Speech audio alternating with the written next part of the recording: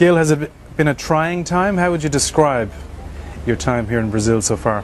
Well, it's been a little bit different than we thought it would be. I mean, we're obviously still very honored and excited to be involved in the project, and just the way it's gone is really, I don't think, the way it was depicted to any of the 8 of us who were initially vying for the position. None of us were led to understand how actively involved the landowners would be in the process, and how sometimes the decision-making processes have not gone the way that we would have liked to have seen them go. So yeah, from that standpoint, it's been a little bit more difficult than we thought. So we're here at the beginning of 2014. Where is the project right now? We have 12 holes completely shaped, bits and pieces of another 4 holes well shaped. So we actually have 16 green complexes completed, shaped at this point in time.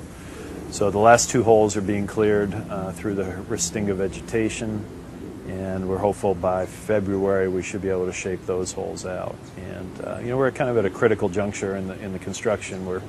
We're awaiting the irrigation materials to arrive from the United States. Hopefully the installation of those materials starts soon thereafter, early January.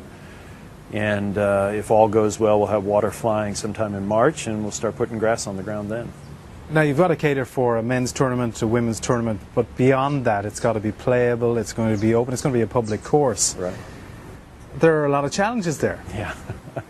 From a golf architect's standpoint, that's always the most difficult challenge. How do you make the golf course playable for the average golfer and yet still make it challenging enough for the best players to score on?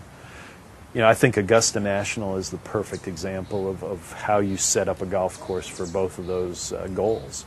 You have a wide golf course off of the tee that's very playable for everybody, big greens, not a lot of water except down in Amen Corner, and it's a fun, playable course. You can get the ball around.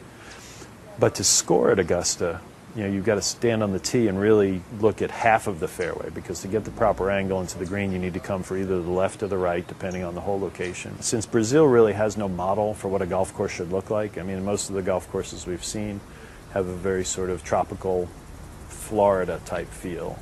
But the model, that's being a very sandy sort of windswept site. We don't want to make a links golf course because that's not really indigenous to this part of the world. But we thought the sandbelt courses around Royal Melbourne, their vegetation is very similar, southern hemisphere. We thought that was really a great model to look at. So that was our concept, what we presented to the Olympic Committee, and what we're trying to accomplish out in the field. So from that perspective, yeah, it'll be fresh because we've never attempted to build a golf course that looks like this. But I think within our overall general philosophy of trying to be as conscientious as we can with the native landscape, and anything that we have to build or construct, we want to make it look as natural as possible. So I think that'll be a consistent theme that you'd find on any of our golf courses.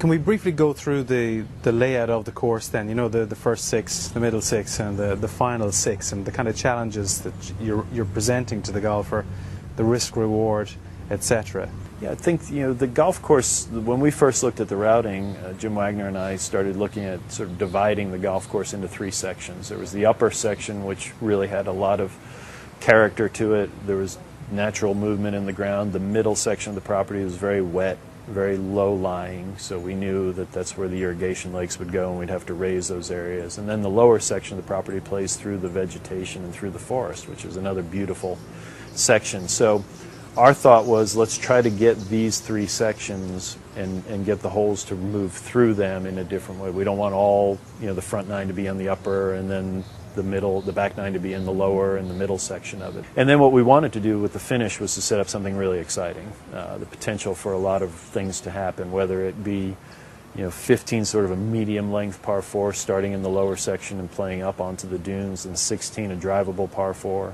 17 a very short par 3, and then 18 a short par 5. So, I mean, in our minds, if somebody could finish eagle, birdie, eagle, that would be the greatest thing in the world. Because, we've said this before, but all we're doing is setting the stage. At the end of the day, the story should all be about the performers, the athletes who play out there. And if we can create a stage where those guys and gals at the end of the day can put up some great numbers and get some excitement and things, the leaderboard can change dramatically towards the end, I think that's great theater for golf. Realistically, when do you think the first 18-hole round will be played on this course? Well, we play dirt golf out there already, so if you don't count that, we're probably looking at sometime late, well, it'll be their fall, early winter of 2015, so sort of June, July. I know that there's a test event that's tentatively scheduled for August of 2015, so that's ultimately the goal that we're shooting for.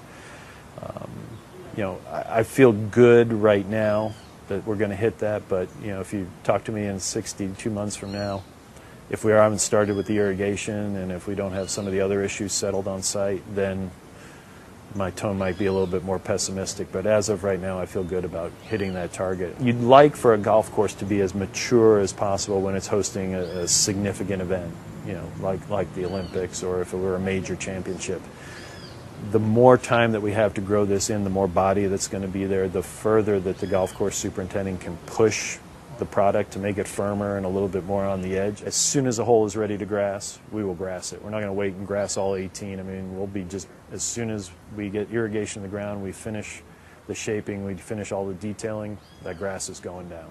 One of my final questions, with regard to the adverse publicity that there has been, I mean, there's been a lot of coverage of the fact that there was nothing going on here for quite some time. I mean, how have you had to put up with that and deal with that?